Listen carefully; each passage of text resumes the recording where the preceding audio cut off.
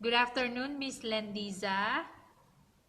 Yes, ma'am. Good afternoon to you. Okay, Miss Lendiza, can you tell me about yourself? Yes, ma'am. I'm Linda Salaho. I'm 28 years old. I live in Kalilangan, Bukidnon. My father's name is Virgilio Nulada. My mother's name is Aida Nulada. Okay, I have few questions for you to answer. So let's start. Why do you want to work as a maid? Because I have experience. Okay. Why you choose Malaysia when there is a lot of other country? Uh, I choose Malaysia because for me it's a good country. Okay, Miss Lendiza, can you please use the mic, please? Okay. Okay, I'm going to ask again the question. Why you choose Malaysia when there is a lot of other country? Because I need some environment also, ma'am. Okay, so aside from that, what is your purpose also? Why is it Malaysia? Because I choose Malaysia because for me it's a good country. Okay, how are you qualified for this job? I'm qualified, ma'am, because I have mentally and physically fit. Okay, may I know what is your education level is? I'm college undergraduate, What is your recent working experience? cleaning all the house, ma'am. Okay, so may I know what is your position? Uh, yes, ma'am. Okay, so you mentioned that you are cleaning the house. So what is your position? Like What is your work position? like washing, like babysitter. Okay, so you mean your position is you work as a domestic helper. Yes, ma'am. Have you worked abroad before? Yes, ma'am. Can you please tell the country how many years and months you worked for? I worked before in Kuwait, and I finished my contract in 1 year and 10 months. Okay, do you have experience of taking care of baby? Please repeat, ma'am. Okay, do you have experience of taking care of baby? Yes, ma'am. And whose baby? My own baby also, ma'am. Okay. How about elderly? Do you have the experience? Yes, ma'am. Who's elderly? You are taking care of. Fathers of my madam, Okay. How old is the father of your madam? 78 years old. Okay. Do you have any other special skills? Yes, ma'am. Can you give me example? What are those special skills?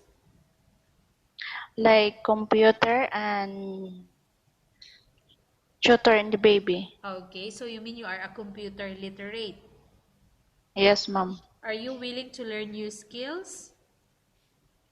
Yes, ma'am. Are you willing to work with a family where the mother-in-law or any relatives stay together? Yes, ma'am. Currently, are you still working now? No, ma'am. Okay. Do you know how to cook? Yes, ma'am. What sort of food can you cook?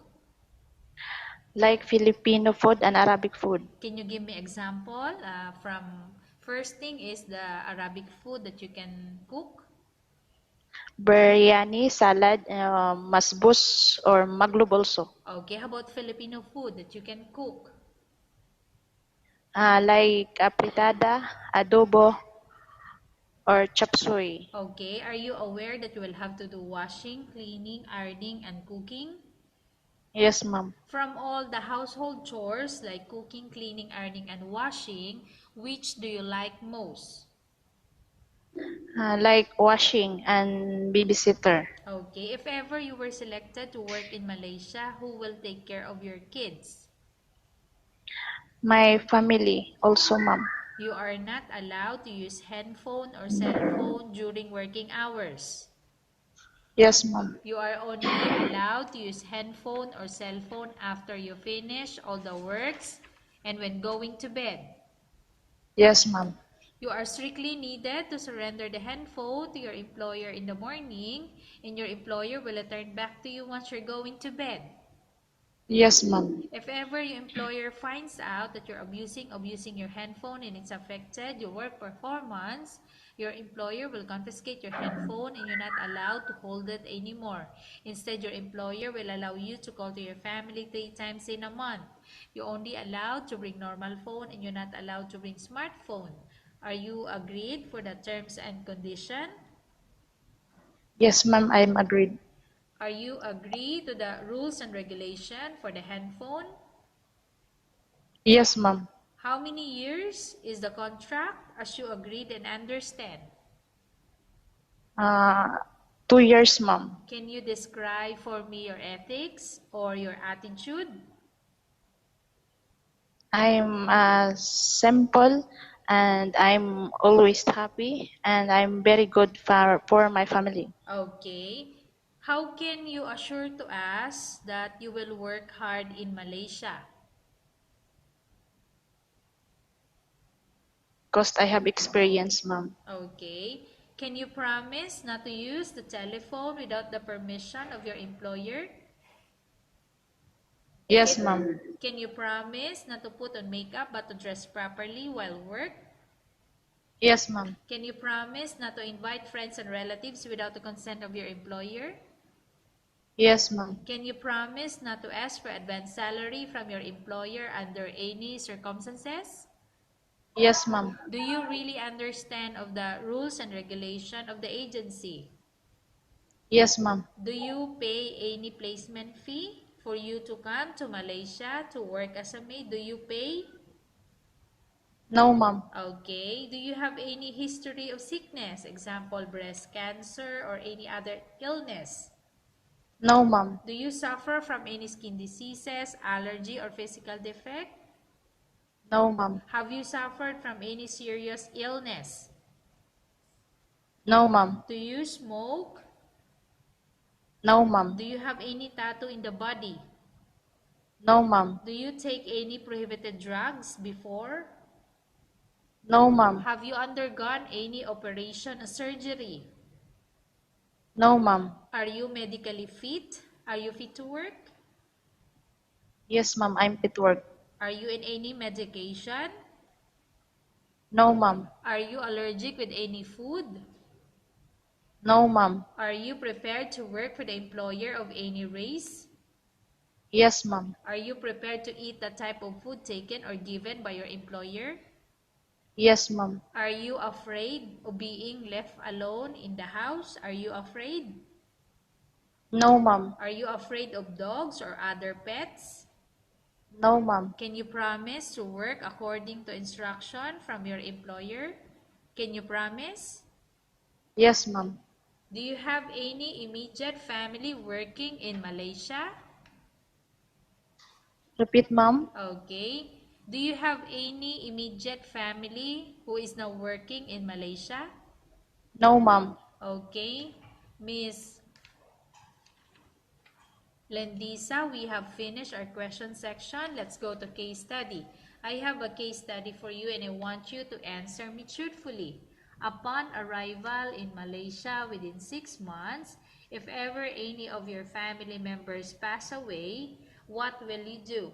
Will you continue to work till finish your contract or you will go back?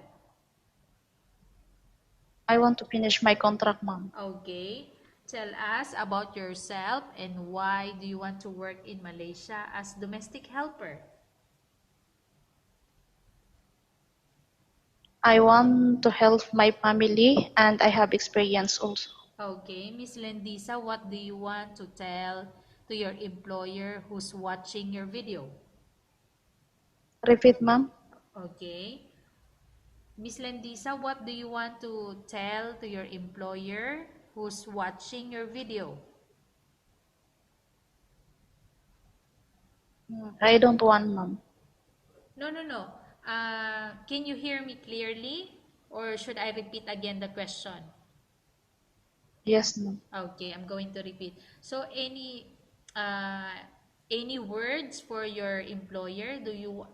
What do you want to tell to your employer? What are your promises to your employer? I promise my employer I'm very good and I want to work in a good for my employer. Okay, thank you very much, Miss Lendisa. We will update your agency if there's any selection made by the employer. Repeat, ma'am. Okay, thank you very much, Miss Lendisa. We will update your agency if there's any selection made by the employer. Yes, ma'am. Okay, thank you.